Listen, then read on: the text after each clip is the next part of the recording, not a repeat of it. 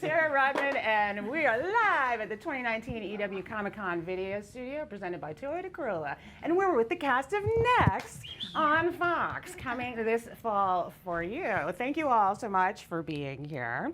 I want to start with this guy, because he's the boss man, Manny Cotto. And I have to ask you, like, was there not enough stress in your life after working on 24 for all those years? You're like, I'm going to go do something even more stressful about how all of our, listening to all of our devices in our home, our Alexa, our Nest, probably our camera on our computers are listening to us. Yeah, well, I mean, you know, it actually started kind of like that. I mean, my son has an Alexa in his room, and one night he woke up one morning and he was tired. I'm like, what's the matter with you? And he's like, well, Alexa started talking to me in the middle of the night. And he never was able to tell me what it was saying or why, but I was like, that's a little odd. You know, it's suddenly on its own. So from there, it kind of spurred into something, and, you know, I needed something to get me out of the house. Okay. So I might as well do a TV show. Well, get you out of the house and away from those devices. That's right. So, but seriously, because that's something that happens, if you all haven't seen the trailer, check out the trailer for neXT. That's something that happens where the young son says, oh, she was talking to me, and the father is like, she doesn't ask you questions, you ask her questions. So that is based on something that happened in your real life. That is actually something that kind of happened. You know, it was very creepy. And by the way, it's happened a couple times. I mean, he had a sleepover with some friends, and again, they all claimed that they were up at 2 o'clock because Alexa started talking.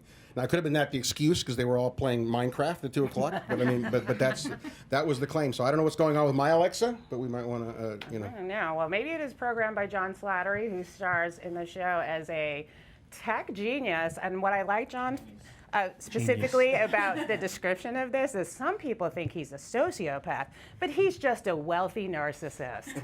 So how does it feel to be described as a wealthy narcissist Feels genius? damn good, actually, the wealthy part. I've been described as a narcissist before, but I like being described as a wealthy one. Absolutely. And so this is you coming back to a regular television role. What was it about this that you said, I'm on board?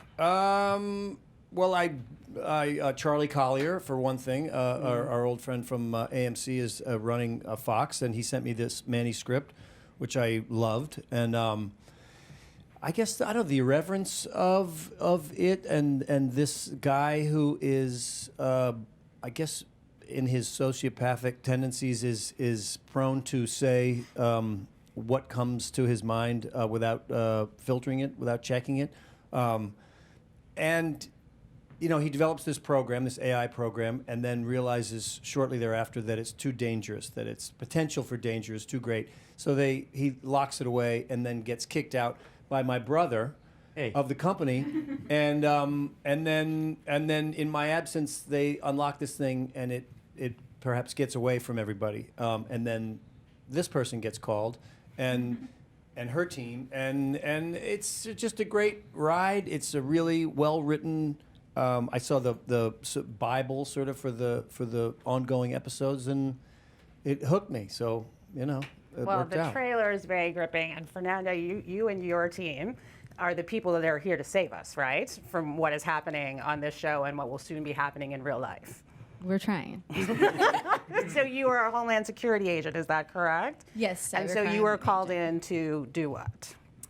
Well, I was kind of tumbled into it, really. My job is cybercrime, and you know, very, very, very dedicated to it, and it comes from getting involved with AI, and John's character really comes from a loss that she experiences that is kind of intertwined with his character, and they kind of come together from that.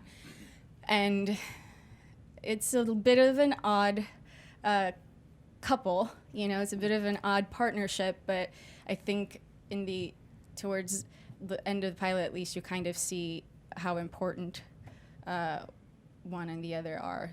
Gotcha. And now for all of you, I have not had the experience that Manny has had, but I have had weird experiences with the devices in my home where, like, maybe you'll just say something and then the next day you'll get an ad for a thing that, like, you only talk. So has that happened to you all? All the time. Like we had a. First of all, I have that thing you can glue on your computer that has a little eye that you close, so that because it can record you all the time. There's a little plastic thing that I got while we were shooting the pilot. And I put it on, and I'll try to FaceTime people, and they'll be like, "Why can't I see you?" And I forget that I have it on. But one time we were talking about a particular ice cream over dinner, and we all had our phones in the middle of the table specifically so we wouldn't be looking at them. We talked about a very specific brand, a very specific flavor, and the next day on Instagram, we all were advertised that flavor. I had never seen that brand or ice cream on my Instagram feed ever, and now it's They're listening to you. The same thing happened to me when I got engaged, and it was that day, and I remember we on purpose closed our phones and put it away because it was a very important day. And I remember shortly after, hours later, when we opened it up, it was all of the ads were all for dresses and rings, and everything was that. And I think that there's like a specificity now that is a little extra creepy. Yeah, it's unnerving. They're listening right now. I just don't know why I'm getting all these Viagra ads. It's very, very disconcerting. Senior singles. What's that all about? I just don't. Weird. I get those too. I know. But now, like now, what button was pressed?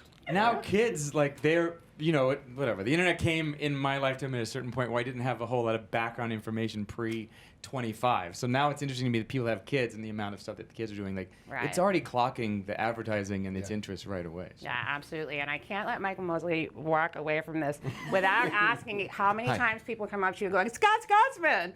Hey, that's a deep cut. Nice. Well done. But do you From get 30 that a Rock. lot? Every once in a while, yeah. That's great. That was a So fun one, for yeah. 30 Rock fans out there, Michael was Scott Scotsman, a very important character in Avery's situation. Now, how close do you think we are to this actually happening?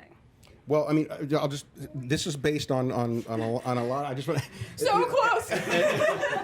Well, I mean, there's a faction of scientists who believe that, AI researchers who believe this is entirely possible, and that we should actually start preparing for the possibility that this is about to happen. Elon Musk is one of these people who's been kind of sounding the alarm. Stephen Hawking, before he died, said this is very real.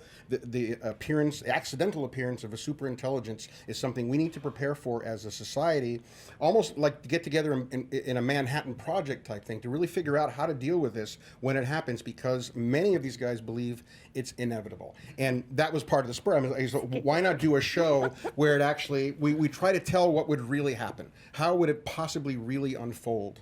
So these are all, what's great about it, what I love about all this cast and everything, these are real, they play real people. The FBI group are not the best of the best. In fact, they're just average cyber people who get thrust into this thing where they're way over their heads and have to deal with a genius fanatic who is determined to stop this. So it's an interesting mix, and I think the fun of it, what makes it different, is that it's really played as if this is actually happening. There's no robots with red eyes, as the trailer says. Right. It's not flying. Bombs aren't going off. How would it really happen?